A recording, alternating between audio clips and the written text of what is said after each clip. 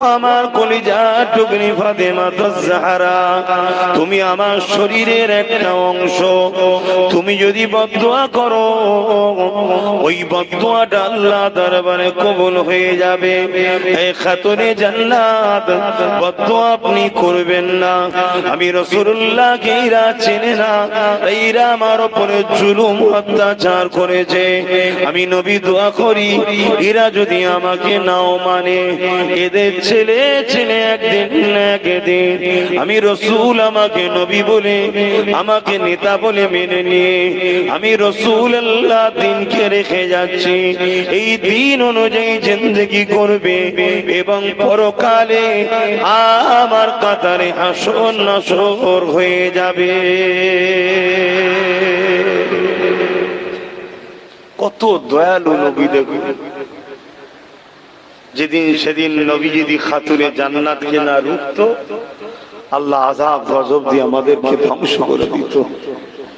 আজকে সেই নবীর দিনকে খেলা হচ্ছে,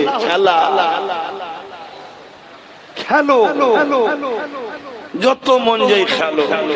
আর আমি এই কথাগুলো যখন বলবো, একদল মানুষ দেখবো কমেন্টে লিখছে, খুব কম সংখ্যা, তাদের করে আল্লাহ হিদায়েত করুক। যদি হিদায়েত কপালে না থাকে আর কি করতে পারি, বলার দায়িত্ব বলছে আল্লাহ তাদেরকেও হিদায়েত করুক, আমিন।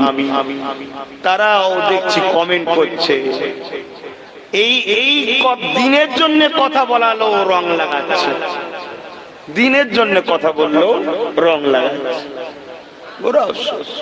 আমার কম, যদি অন্য জাতি বলতো দুঃখ লাগতো না।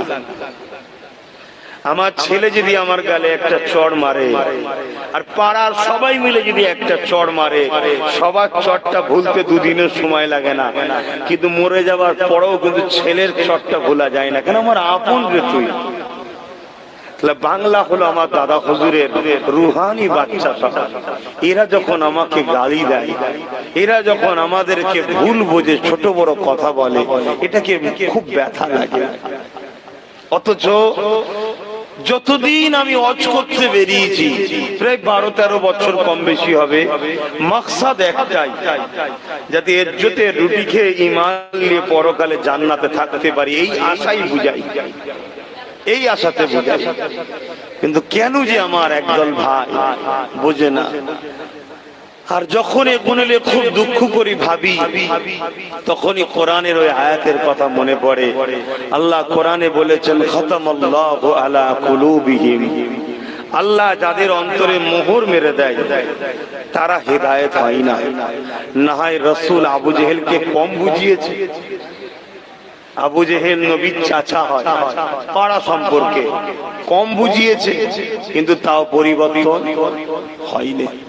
কেন? লোভ, ক্ষমতার লোভ, অর্থের লোভ, ভোগের লোভ, দুনিয়াদারি লোভ, লালসার লোভ আবু জেহেলকে বরবাদ করে দিয়েছে। আমার কম